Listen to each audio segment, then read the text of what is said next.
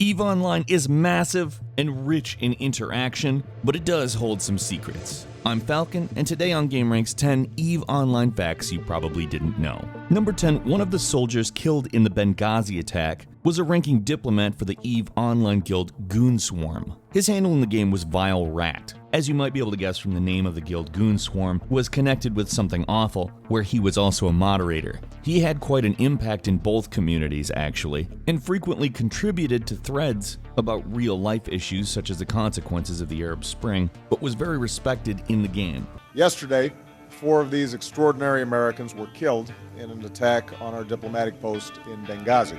Foreign Service Officer Sean Smith. Afterward, the player-run government in EVE Online paid tribute to him in significant ways, renaming lots of virtual locations and monuments specifically to honor him, and in real life, a fundraiser was done in his name.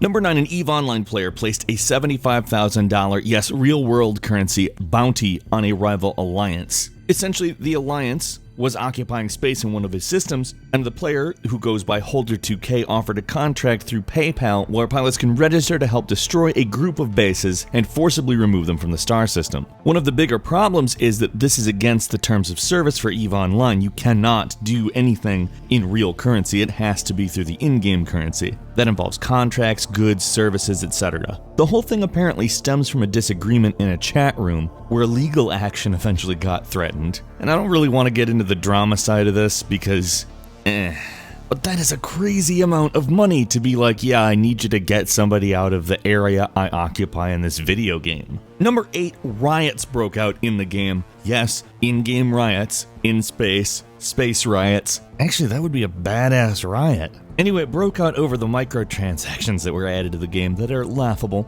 Okay, let's just go ahead and say this. Monocles, you know, the little thing that rich people wear about 200 years ago instead of glasses, and it only goes over one eye. Yeah, that thing. They cost $68 at the debut of the store, which is more than it costs for a monocle in real life. So back to the virtual space riot. Basically, people were entirely locking down trade hubs, shutting down the in-game economy, which, as you know, kinda one of the main reasons people play EVE. On top of that, thousands of people were shooting on a memorial statue, just to make sure people knew there was something going on. Not hundreds, thousands. The riot got a lot of news coverage and maybe inappropriately was compared to Arab Spring a couple of times. I mean, it's not really as high stakes as the stuff that goes on in, you know, a real country. But at the same time, $68 for a monocle? That's ridiculous. Number 7, there was once such a big battle it lasted 21 hours and cost $330,000 in microtransactions. It's the largest player versus player battle in the history of gaming, and the bloodbath of BR5RB, as it's known, actually took place at about 10% of the normal speed of the game because there was too many people there, and the servers had to slow it down in order to accommodate the number of people. Even so, it's one of the biggest things that online gaming has ever accomplished, and gamers that took part often have a bit of a sense of pride about having been there. Let's go! Get those fucking bombs out! Red group fire! Gold group stand by! Come on, boys! Come on! Yeah! Truthfully, how many gaming events are like that? Where were you during the bloodbath of BR5RB? Number 6, an EVE Online player by the name of Callie came up with the absolute best idea. I mean, they're a total asshole for doing this, but it's still such a good idea. Callie started a bank in EVE Online, gradually built up a fortune in in-game currency, about 790 billion or the equivalent of 170,000 real dollars, and then just took it. And what he used it for was to make a warship that was ridiculous. Now, it wasn't quite the Death Star, but it was more than a Star Destroyer, let's just say that. And then he used the rest of the money to put a huge bounty on his own head, posting a 15-minute evil villain monologue describing what he had done and daring people to come kill him. I mean, this guy was basically Bernie Madoff if Bernie Madoff had a ridiculously powerful warship.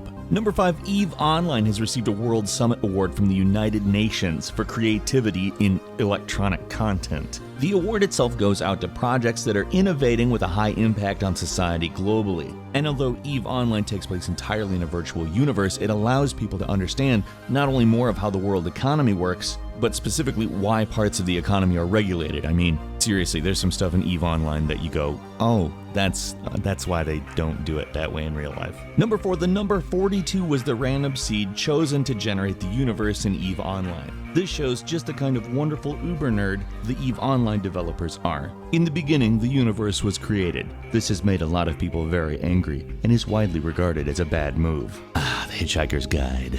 Number 3, one of the first very big heists to occur in the EVE Online universe, took over a year of real-life time. Several players infiltrated an in-game corporation, working up the hierarchy in a way one would do real industrial espionage, and ended up looting $16,500 in real money worth of in-game items. Now, not necessarily quite as big as the banking scheme we mentioned earlier, but way more elaborate. In a way, you have to appreciate the patience and intricacy of this plan a little bit more. And who doesn't want to try out espionage at least once in their life? Number 2, I mentioned earlier that there's a player-created government inside the EVE Online universe. But it goes further than that. There's actually a representative council that is fully elected in-universe called the Council of Stellar Management. And I'll read you their official role from the EVE Online community page. The role of a CSM member is to represent the player community in the development of EVE Online.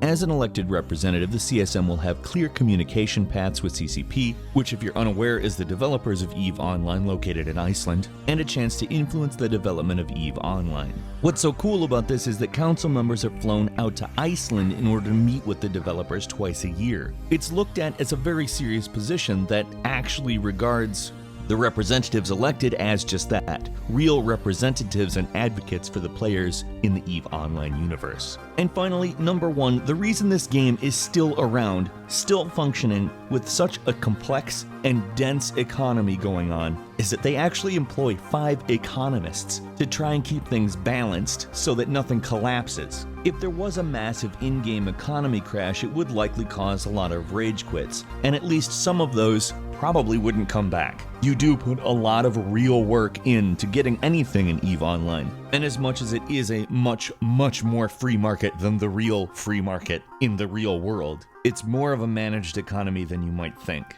What's your favorite part about EVE Online? Leave a comment, let us know. If you enjoyed this video, please click like, and if you're not subscribed, now would be a good time for you to do just that. We upload brand new videos every day of the week, and your best way to see them is a subscription. We thank you very much for watching this video. I'm Falcon. You can follow me on Twitter @FalconTheHero, and we'll see you next time right here on gameranx.